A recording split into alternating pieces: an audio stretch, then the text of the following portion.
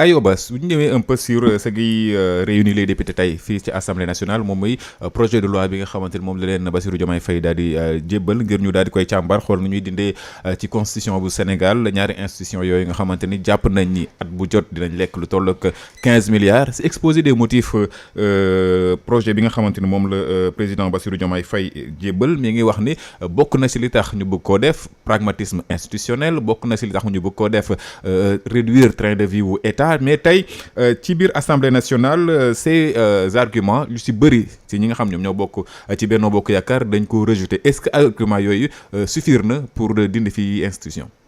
Bon xam nga ñoom ils sont venus avec leur programme leur projet.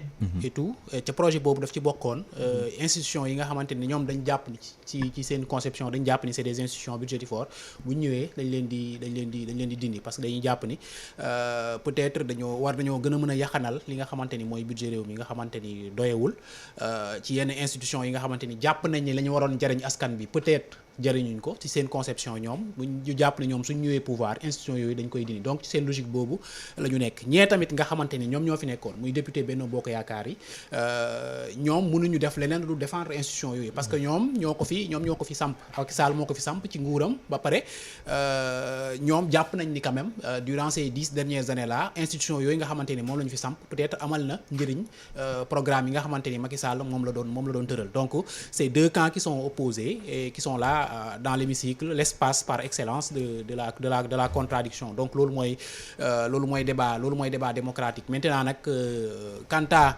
yan argument ñoo gën a solide que d'autres man en tant que sénégalais lambda mën naa wax ni quand même le HCCT ak li nga xamante ni mooy CESE peut-être mënoon nañoo gën a amal njëriñ askan bi mënoon nañoo gën a quand même taxaw askan bi dans les moments clés yi nga xamante ni traversé nañ ko durant les 12 ans de règne en tout cas de Macky Sall te pour man yëguma ko trop en tant que sénégalais lambda en tout cas yëguma trop seen njëriñ ci taxawaay bi nga xamante ni taxaw nañ ko en tant que conseil économique social et environnemental en tant que haut conseil des collectivités territoriales pour man ñaari institution yooyu taxawaay bi ñu waroon taxawoo askan bi en tout cas pour man des na bu baax. te tey jii bu ko acteur des médias bi nga doon yéegul naka la ko askan bi di yéegee. surtout que yow yaa war censé gën a informer que le bas peuple. waaw loolu laa xam nga balaa may wax en tant que acteur des médias damay wax en tant que sénégalais lambda d'abord je donne ma vision en tant que sénégalais bi nga xamante ni su ma jógee fii Walfadjri damay ñibbi sama kër di dund en tant que sénégalais. donc en tant que acteur média tamit boo ma ko laajee tamit mën naa la jox mën naa la wax tamit la même version que ni j'ai pas senti vraiment nu mu tuddati poids bi nga xamante ni ñaari institutions yooyu waroon nañ koo am pour en tout cas la vitalité de notre démocratie pour en tout cas aussi l'avancement ou le développement de nos politiques économiques sociales et environnementales gisuma trop taxawaay bi nga xamante ni HCCT surtout taxaw na ko quand on a vu tous les problèmes qu'on a eu en matière de décentralisation et tout je ne pense pas que taxawaay bi ñu waroon a am ci côté boobu taxawaay nañ ko de la même manière aussi CSE taxawaay bi ñu waroon a am je ne pense pas que am nañ ko ci fànn bi nga xamante ni moom lañ leen ko dénkoon. bu ñu waxee Ibrahima si au conseil des collectivités territoriales bi Ayoba doon wax léegi loi organique numéro 24 du 14 juillet 2016 moom moo ko taxawal mission yi ñu ko joxoon benn bi mooy participer au suivi de l'élaboration et de la mise en œuvre des politiques de décentralisation muy comme acte 3 bi nga xamante ni moom tudd na ko sànq concours au renforcement du dialogue entre l'État et les acteurs territoriaux muy beneen mission troisième mission bi di promouvoir le développement de bonnes pratiques dans la gestion des collectivités territoriales, étudier les moyens à mettre en œuvre pour le développement des territoires et le bon fonctionnement des collectivités territoriales, reçoit et examine les rapports sur le contrôle de légalité sur le fonctionnement des collectivités territoriales et l'état de la coopération décentralisée, élabore un rapport annuel destiné au président de la République, participe à l'évaluation des politiques de décentralisation, de développement et d'aménagement du territoire. lii mooy mission yi nga xamante ni moom lañ jox HCCT at bu jot au moins dina amal 4 sessions ordinaires yoo xamante ni dañ koy def bokkut ak session extraordinaire yi ak audition yi ñuy def ci gouvernement membre gouvernement beeg chef de village yi que yenn ci agence yi 2016 2024 institution bu nekk fii 2016 2024 fekk boobu yaa ngi ci presse nekk à un niveau de responsabilité boo xamante ni yu bëri da nga koy xam. boo doon def un peu 8 ans je crois. voilà bilan 8 ans yi nga xamante ni def nañ ko 8 ans fois 15 ça va nous faire 120 milliards à peu près. 8 fois 7. fois 7. non pour ACCT. pour ACCT voilà. pour ACCT. nga boo jëlee bon jël bilan bi nga xamante ni def nañ ko. financement yi nga xamante ni lekk nañ ko ci at yooyu yow en tant que acteur des médias qui est au cœur de l'information ban bilan ngay def ci organe boobu. Assane en attendant de faire le bilan j'aimerais bien que tu cherches aussi parce que xam naa ne bon peut-être li tu as fait une recherche mais que tu cherches aussi les rôles wala les missions. de la commission nationale du dialogue des territoires. CNDT bi nga xam ne dissoudre nañ ko. Parce que j'ai l'impression que c'est à peu près la même chose.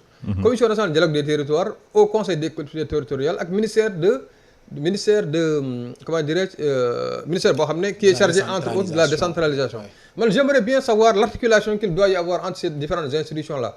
Sinon que de vraiment d'augmenter benn bureaucratie rek boo xam ne bon day yokk budget yokk ay nit ñu ñuy recruter yokk yeneen charge mais en fait doo gis impact bi. Maintenant pour en venir à la question man pour avant de parler de bilan man je parle d'abord de bi ñu koy samp wala bi ñuy réélire les kii là.